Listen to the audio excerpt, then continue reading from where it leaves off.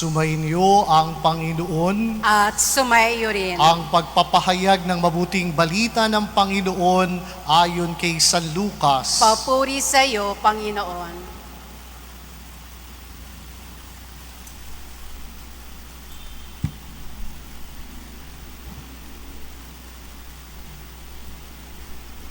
Noong panahong yun, sinabi ni Jesus sa kanyang mga alagad, "Huwag kayong matakot, munting kawan, sapagkat ikinalulugod ng inyong Ama na ibigay sa inyo ang kaharian. Ipagbili niyo ang inyong ari-ari at mamigay kayo sa mga dukha. Gumawa kayo ng mga lukbutang hindi naluluma at mag-impok ng kayamanan sa langit na hindi na kukulangan, sapagkat do'y walang makalalapit na magnanakaw at walang makapaninirang tanga. Sapagkat kung saan naroon ang iyong kayamanan, naroon din ang inyong puso. Maging handa kayo at sindihan ang inyong mga ilawan, tulad kayo ng mga taong naghihintay sa pag-uwi ng kanilang Panginoon mula sa kasalan, para pagdating niya'y mabuksan agad ang pinto. Mapalad ang mga alipin na abutang nagbabantay pagdating ng kanilang Panginoon. Sinasabi ko sa inyo, maghahanda siya, padudulugin sila sa hapag at maglilingkod sa kanila. Mapalad sila kung maratnan niya silang handa, dumating man siya ng hating gabi o madaling araw siya dumating. Tandaan ninyo ito, kung alam lamang ng puno ng sambahayan kung anong oras darating ang magnanakaw, hindi niya pababayaang pasukin ang kanyang bahay. Kayo man ay dapat humanda, sapagkat darating ang Anak ng Tao sa oras na hindi nyo inaasahan." Itinanong ni Pedro, "Panginoon, sinasabi po ba niyo ang talinghagang ito sa amin o para sa lahat?" Tumugon ang Panginoon, "Sino nga ang tapat at matalinong alipin? Hindi ba siya ang pamamahalain ng kanyang Panginoon sa sambahayan nito upang magbigay sa ibang mga alipin ng kanilang pagkain sa karapatang panahon? Mapalad ang aliping yun kapag dinatnan siyang gumagawa ng gayon pagbabalik ng kanyang Panginoon. Sinasabi ko sa inyo, pamamahalain siya ng kanyang Panginoon sa lahat ng ari-arian nito. Ngunit kapag sinabi sa sarili ng aliping yon, matatagalan pa bago magbalik ang aking Panginoon, at simulang niyang bugbugin ang ibang aliping lalaki at babae, at kumain, uminom at maglasing, darating ang Panginoon ng aliping yaon sa araw na hindi inaasahan at sa oras na hindi alam. Buong higpit na parusahan siya ng Panginoon at isasama sa di tapat. At ang aliping nakaalam ng kalooban ng kanyang Panginoon, ngunit hindi naghanda, ni sumunod sa kalooban nito'y tatanggap ng mabigat na parusa. Ngunit ang aliping hindi nakaalam ng kalooban ng kanyang Panginoon at gumawa ng mga bagay na nararapat niyang pagdusahan, ay tatanggap ng magaang parusa. Ang binigyan ng maraming bagay ay hahanapan ng maraming bagay, at ang siya ang magbibigay sa atin ng kasiguraduhan, ng katiyakan, that in the midst of uncertainties in this world, we cling on to God who is true to His promise. We might not achieve it in our lifetime here on earth like Abraham, but God will reward us of the heavenly kingdom. At yan ang sabi ni Jesus sa Ebanghelyo. Anong sabi doon? "Huwag kayong matakot, munting kawan, sapagkat ikinalulugod ng inyong Ama na ibigay sa inyo ang kanyang kaharian." Ang takot ay magagapi sa pamamagitan ng pananampalataya. At kapag nakukulangan tayo sa pananampalataya, ano ang dulot nito? Punong-puno tayo ng takot, punong-puno tayo ng pangamba, sapagkat ang pinagtitiwalaan natin na katiyakan ay ang makanmundong buhay. Subalit ang Diyos, kaya niyang punuin at gampanan ang katuparan ng kanyang pangako, hindi lamang para sa daigdig na ito, kundi patungo sa kaganapan ng kalwalhatian ng langit. Kaya tinapos ni Jesus ang unang bahagi ng Ebanghelyo, kung saan naroon ang iyong kayamanan, naroon din ang iyong puso. Ano ang kayamanang pinanghahawakan mo ngayon? Ito ba'y kayamanang makamundo? Pwes, ang buong puso mo'y nakagapos sa makamundong pagpapahalaga sa daigdig na ito. Pero kung ang Diyos ang iyong kayamanan, yayakapin mo ang kanyang kalooban at ang puso mo'y makakasumpong ng kapayapaan, sapagkat ang Diyos ang tangi mong yaman. When we are filled with fear, it is a sign that your trust and confidence lies in the richness of the world, on the standard of the world. But when you put your trust and confidence on God, which is your real treasure, we might be a failure in this world, but God will reward us the real treasure, and that is no other than His heavenly kingdom, ang kanyang kaharian. Kaya yun po ang unang pag-anyaya sa atin. Nasaan ang aking puso? Sana po ang puso natin nakayakap sa Diyos, embracing God as our real treasure in life. Maglaho man ang lahat ng yaman ng daigdig, mananatili pa rin tayong payapa sapagkat batid natin ang ating pinaghahandaan ay makalangit na buhay. Kaya yun po yung una, kapag punong-puno ka ng pangamba, baka ang katiyakan sa iyong buhay ay nasa kamunduhan. Salat man at wala ka ng makamundong buhay, pero kung ang kayamanan mo'y nasa puso ni Jesus, mananatili ang kapayapaan at katiwasian, sapagkat batid mo ang Diyos ang tangi mong yaman. Pangalawang bahagi ng Ebanghelyo ay ang pag-anyaya ni Jesus, maging handa kayo at sindihan ang inyong mga ilawan. Sapagkat bilang mga tagapamahala ng biyaya ng Diyos sa ating buhay, tayo ay magsusulit anumang oras at panahon, tayo'y makipagharap sa Diyos pagdating niya sa ating buhay. Kaya huwag sana nating mawaglit to live a borrowed life. That this life of ours does not belong to us. It is merely entrusted to us by God. At kapag ang ating isip lagi, ang buhay ko'y hiram, ako ay nakahanda lagi na magtuos at ilahad sa tunay na nagmamay-ari ng buhay kung paano ko ginamit ang mga ipinagkatiwala na sa akin at kung papaano ko ito pinamahalaan. Kaya sabi ni Jesus, kung tayo'y laging handa, dumating man ang Panginoon sa ating buhay anumang oras, at tanggapin natin siyang malugod, ano ang gagawin ng Diyos?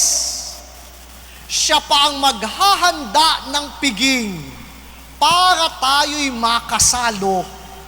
Siya na Panginoon na pinaghandaan natin. Siya ang maghahain para makasalo niya tayo sa kanyang piging. Di ba parang kabalintunaan? We who are servant God Himself will prepare a banquet for us. If ever God saw in us our readiness to face Him anytime, any day in our life. Kaya anong sabi ni Jesus? Kapag binigyan ka ng maraming bagay, hahanapan ka ng Diyos ng maraming bagay. Kapag pinagtiwalaan ka ng maraming bagay, lalong maraming bagay ang iyong pananagutan. We are reminded, in order to prepare ourselves to be accountable to God, let us always recognize what God has entrusted to us. At kapag nakita natin, lahat ng ating tinatamasa ay pinagkatiwala ng Diyos na dapat nating pamahalaan ayon sa Kanyang kaisipan, hindi natin ipangangamba maging pagharap natin sa Diyos anumang oras ng ating buhay. Pero kapag inisip natin na ang lahat ng ito ay akin, gagamitin ko sa aking kagustuhan, at sa lingwahe ng mga kabataan, walang basagan ng trip. Buhay ko ito, huwag niyong pakialman. Baka dumating ang tunay na nagmamay-ari ng lahat at doon magkukumahog ka para ihanda ang pagsusulit batay sa inaasahan ng Diyos na nagkaloob at nagbigay. Tayong lahat ay tagapamahala ng lahat ng ating tinatamasa, panahon, talento, buhay, kalikasan, pamilya, mga kaibigan, o samahan at organisasyong kinabibilangan. Pinagkatiwala ito sa laatin ng Diyos. Hindi ito atin. Pamahalaan natin ito batay sa isip ng Diyos. At anumang oras tayo makipagtuos sa Diyos, hindi takot at pangamba, kundi kagalakan, sapagkat handa nating sabihin, ginawa ko ang lahat ng bagay, ako'y naging tapat na alipit lingkod ng ating Panginoong Diyos. Kaya napakahalaga po na wag nating iwaglit. Always begin having end in mind. Magsimula tayo na hindi na iwawaglit sa ating isip na ang lahat ay may katapusan. Sapagkat kapag iniisip natin ang katapusan ng buhay, di ba't ngayon pa man, gagawin na natin ang nararapat. Isa sa katuparan na natin ang tama at mabuting bagay. Pero kapag wala sa atin yung katapusan, akala natin unlimited ang lahat. Ang pag-aabuso, pagsasamantala, ay napakadali nating isagawa. Napakadali nating isakatuparan. Always begin having end in mind. And if we have in mind that we will be accountable to God, even in the ordinary day-to-day life, we will do our best to be a good steward of God's goodness and God's treasure being entrusted to us. Kaya ang pangalawang paalala ni Jesus, paghandaan natin. Anumang oras at panahon ang kamatayan ay dumarating. Wala sa edad ang kamatayan, sapagkat nang tayo isilang sa daigdig, ang kamatayan ay atin ng katambal. We could not negate death, but we could befriend death. kaya nating maging kaibigan ng kamatayan. How? By always dying to oneself and not so much overwhelmed by self-centeredness. Kapag tayo ay laging marunong mamatay sa sarili, pasukuin ang sarili, sa gitna ng mga pagtutunggalian ng kayabangan, pagmamataas at kagalingan, when we are used on doing it, wala nang kamandag ang kamatayan sa atin, sapagkat araw-araw naman tayo'y namamatay sa ating sarili.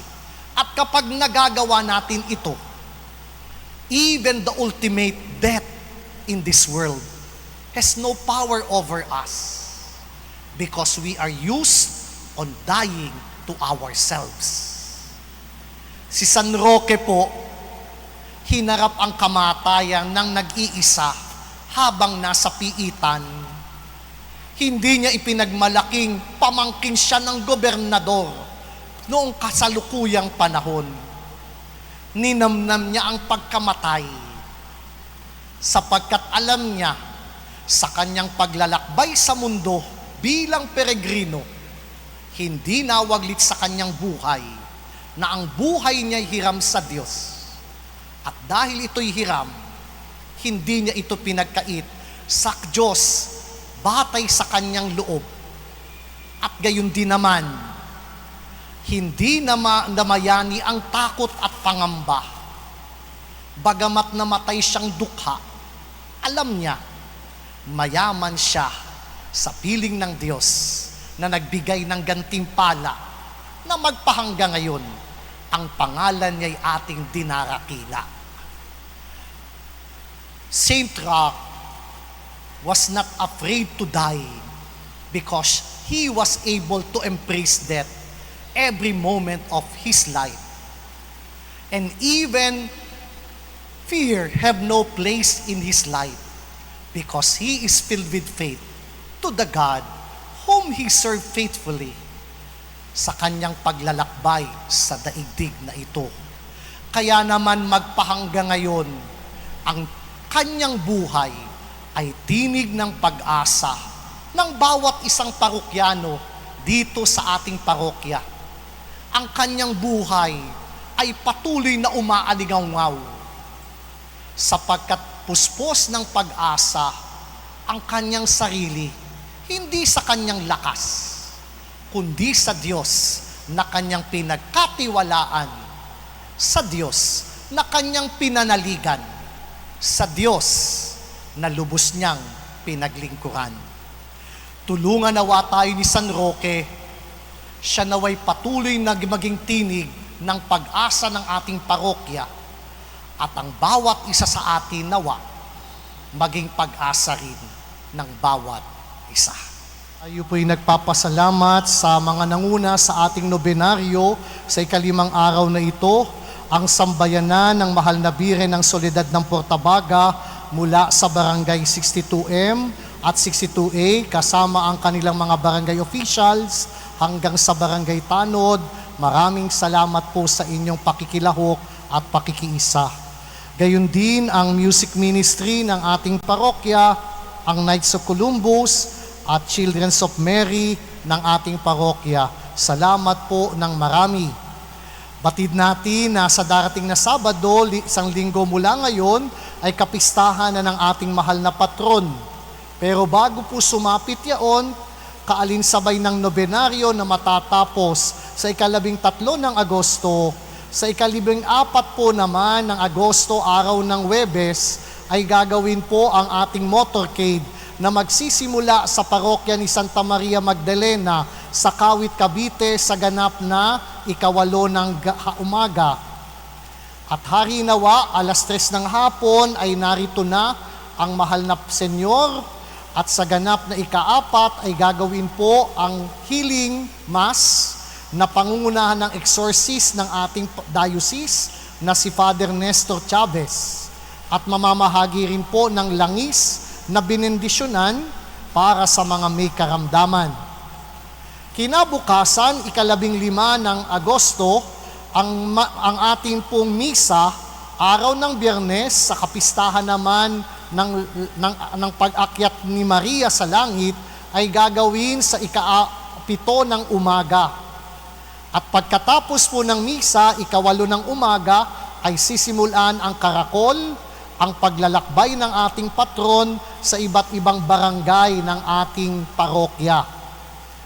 At sa kapistahan, ang mga misa po ay magaganap sa ganap na ika-6, ika-9 ng umaga, ika-4 at kalahati ng hapon, at gayon din sa ika-6 ng gabi ay gagawin pangungunahan ng ating obispo na si Bishop Reynaldo Evangelista, at gagawin din po ang pagpangangako at pagtatalaga ng mga bagong kasapi at struktura ng ating pastoral council sa parokya natin. Kaya po, after 25 years ng DPPE, ngayon lang ho natin maisusunod ang pastoral council ng parokya ayon sa kaisipan ng ating diocese. Kaya ho, habang inaayos natin ang ating simbahan, inaayos din natin ang hanay ng ating mga pastoral council officers or coordinators na magiging katuwang ng pari sa pagpapastol sa ating parokya. Gayon din po, ika-17 ng Agosto, araw ng Linggo, sa ganap na ika-5 ng umaga ay magkakaroon po ng laboratory testing ng mga mga nais magpasuri ng kanilang mga dugo. Gagawin po yan sa St. Joseph College, at meron po tayong 200 voucher intended sa poorest of the poor members of our communities na mapagkalooban ng libreng eksaminasyon ng dugo para po matulungan din natin ma-monitor ang kanilang kalusugan. Yung makaka-afford naman po ay kailangan ng 350 pesos para po sa eksaminasyon.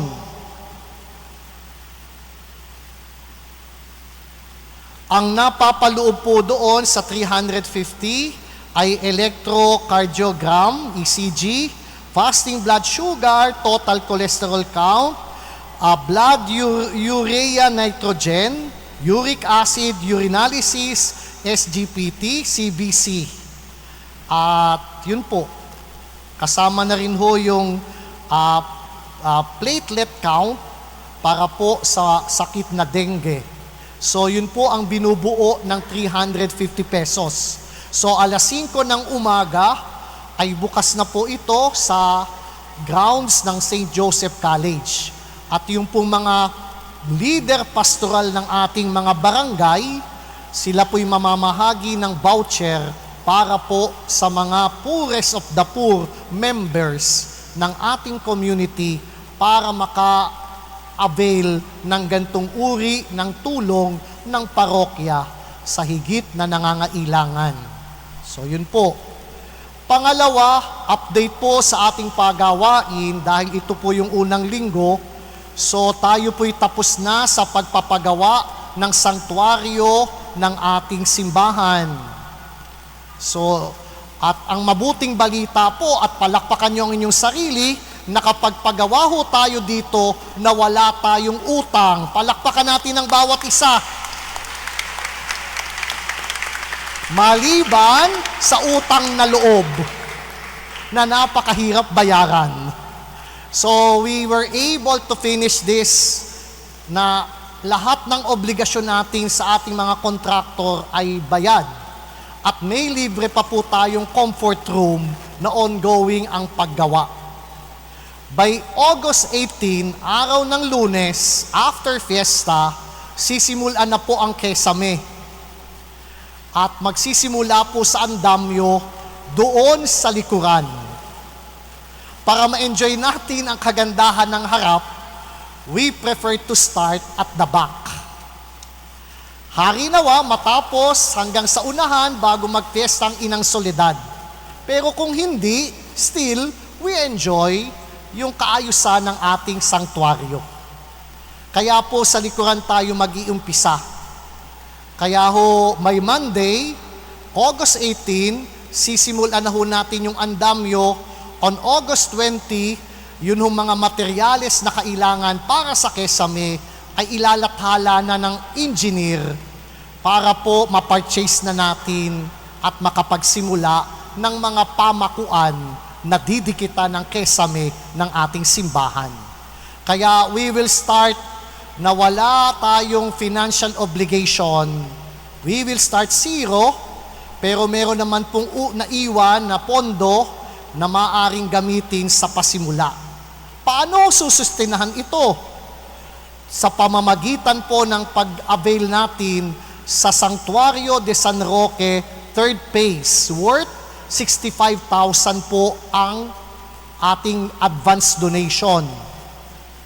Kaya ho sana kapag tayo nag-donate at magkaroon ng niche sa third phase, nakatutulong na rin po tayo sa pagawain ng ating simbahan. Kaya ho, I am appealing to you, at kung may mga kaibigan po kayong nasa ibang bansa o ibang lugar na nagko-consider nito, try to encourage to avail it now, while still na mababa ang presyo ng ating donasyon. Pagkatapos so ng advance donation promo, babalik na naman po ito sa 67,000 ang pinakamababa, 75,000 ang head level, at ang eye level po ay 90,000 cash. Kaya I encourage you, try to avail this promotion, advance donation, na nagkaroon na tayo sa mababang halaga, nakatulong pa tayo sa pagawain ng ating simbahan. And we hope and pray, bago nawa magpiestang Inang Soledad, hari nawa makita natin ang bunga ng kesame na ating hinahangad at pinapangarap. Kung talaga pong maganda ang flow ng ating finances, isasabay na ho natin yung mga ornamental dito sa paligid ng ating dingding, kasama po yung mga arches.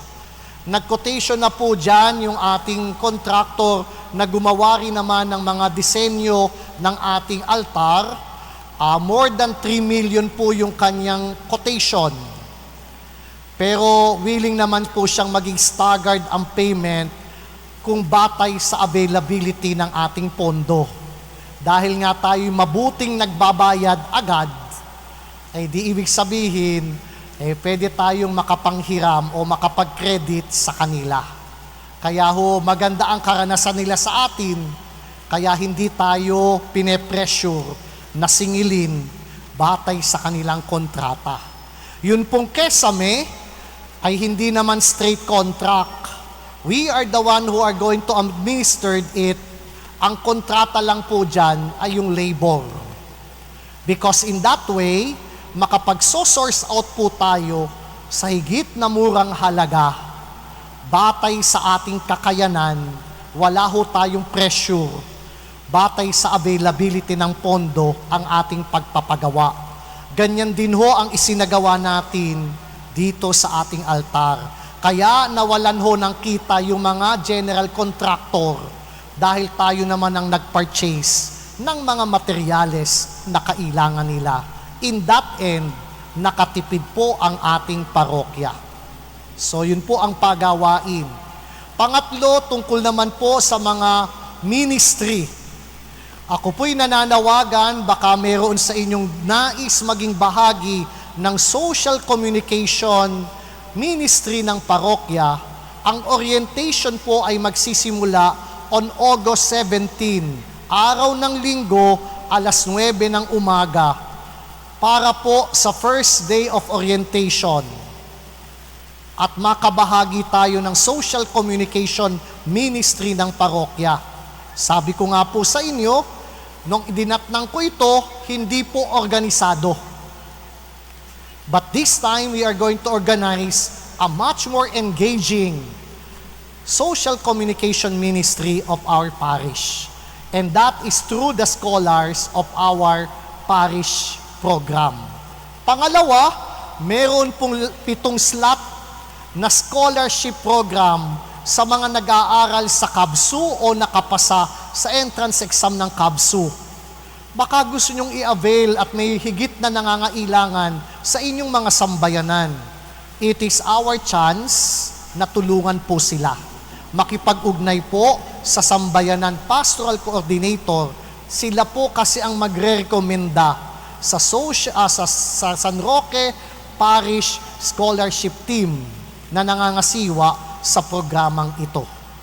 Kaya yun po ang mga pakiusap. Lastly, as a takeaway from the readings, tayo po'y nababatbat ng takot at pangamba sa ating buhay. Normal ho yan sa tao. Pero tinuturuan tayo ni Jesus. Gapiin natin ang ating takot sa malalim na pananampalataya sa Diyos, hindi sa ating kapangyarihan o lakas ng mundo. Pangalawa, huwag nating kaligtaan, mabuhay tayo ng buhay na hiram. Learn how to live a borrowed life. And if we know that we are living in a borrowed life, we are ready every day to be accountable to our God. Anumang oras tayong makipagtuo sa Diyos, hindi katatakutan. Ito'y ating ikagagala dahil ang Diyos, tayo ay pinagkatiwalaang mamahala ng tunay namang nagmamay-ari ay ang Diyos na tayo ay Kanya lamang pinangasiwa. Kaya wag iwawaglit, always begin having end in mind. Tumayo po tayong lahat. Sumainyo ang Panginoon. At sumaiyo rin. Yumuko kayo habang iginagawad ang pagbabasbas. Ama naming mapagpala, ang mga nakikiusap na makapagmalaging tapat sa iyo ay manatili nawang nananalig sa iyong pag-ibig at nagpapalaganap nito sa kapwa-tao sa daigdig.